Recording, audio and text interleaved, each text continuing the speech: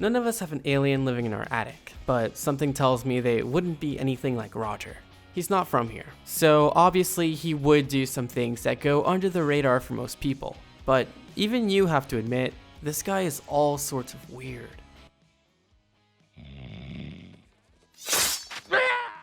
Today, we're counting down the 10 weirdest things Roger has ever done in American Dad. Number 10, Doorbell Groove. If now is not a good time to sing and dance, then when? Most people, like Steve for example, would stand there and let this doorbell do its thing. But not Roger. He will go with it, and he's not ashamed of it either. I think the better question is, who has the time for a doorbell that goes on this long?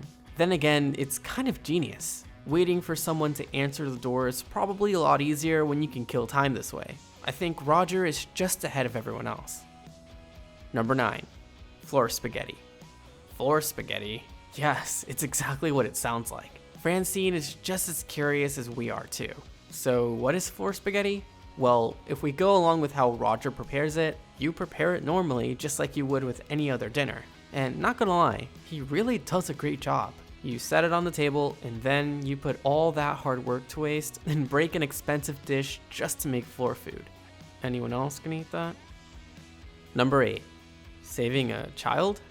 As a lifeguard, Roger most likely never had the training he needs, let alone a license to be able to protect anyone in any body of water. Still, it's not even in the water that Roger does his quote-unquote job. It's how he saves a child who's in danger outside of the water, by pushing him into the pool, into a whale's mouth, and back into his mother's arms, free of all the red paint he had on his body earlier. All we can say is, wow. Wow. Number 7, Horde of Personas. We're not sure if this counts as Roger doing anything, since it's his personas and not really Roger himself. But if you didn't know, Roger has a ton of personas, mostly being new personalities with unique lives outside of his own, defined by their wig and outfit. This scene is weird mainly because we never see more than one instance of Roger on screen at the same time. Yet here we are with an entire horde of them, coming after Roger and the Smith family. Number 6, crow equals air steak. Normally when you see a crow, it's a sign of death. What this crow didn't expect though was that it meant its own death, because to Roger, this is just a tender flying steak ready to cook at a moment's notice. We feel bad for it, but things like this are bound to happen when you cross paths with an apathetic alien with no remorse for anyone. Number 5, a deep pain. We don't even want to ask what's going on or how we got here. All we know is Haley is in what seems to be the most painfully uncomfortable situation, no thanks to Roger. But he isn't going to have the last laugh. In fact, she pulls him in to be shredded with her. All Roger can do is just let it take him. It's just deep pain the further he goes in. We can't help but feel uncomfortable watching this happen right before our very eyes, inevitably putting ourselves in their shoes and imagining how awful the entire experience must be like.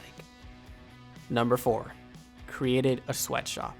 Earlier, we mentioned how Roger has a bunch of personas, each having their own outfit, including a wig to go with it. He manages all this by having his own sweatshop, where robotic workers create all of his clothes with no signs of stopping. It's bad enough that he has this organization in the first place, but he takes it a step further by burning down the entire thing, even killing his workers along with it.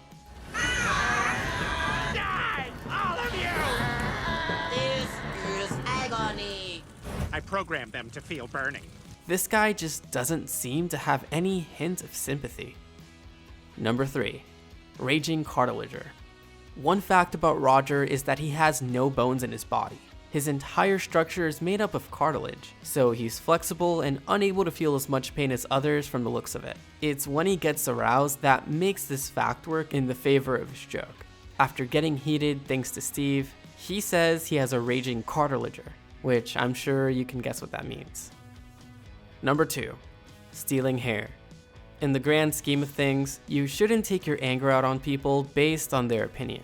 Roger knows how bad it sounds, but he does what he wants anyway. Just as he runs into the establishment to get back at the person in question, he doesn't only say something and run off. No, this guy takes it a step further. He comes back to the car with a piece of the woman's hair, still being attached to a raw piece of her scalp. What made it even worse was seeing the woman with a piece of her head ripped off, covered in a ton of blood, which wasn't easy to take in at first. Number 1. Franny Fanny. Roger may be a jerk most of the time, but sometimes he's there to support the people around him. Like when he and Stan motivated Francine by hyping up her outfit and her potential just by showing her what they've got. Pump it up, pump it up, pump it up. Give me some of that Franny Fanny. Give me some of that Franny Fanny. Hey, we aren't stopping them. It's kind of entertaining. But Roger ends up cutting it short, sadly. So we'll have to enjoy the very limited amount of time we were able to get out of it. And those were our picks for the 10 weirdest things Roger has ever done. Are there any we left out? Let us know in the comments. Subscribe to The Rewind for more lists like these, and hit the bell to get notified every time we upload a new video. Until next time.